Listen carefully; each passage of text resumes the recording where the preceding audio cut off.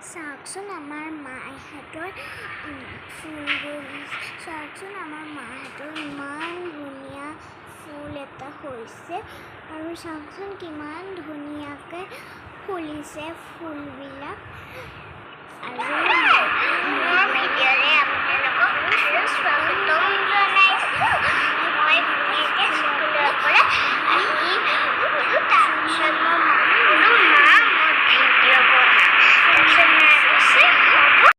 এতিয়া মইতো স্কুলৰ পৰা আহি গৈছোঁ ন, মোৰ ভাগৰো লাগিছে আৰু মই অলপমান বাৰ্বি ডলটোৰ লগত খেলিও গৈছোঁ।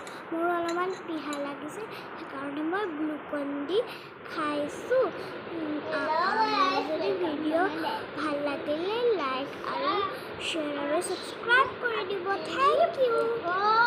এতিয়া মই শুই যাম, বনাই শুব লাগে।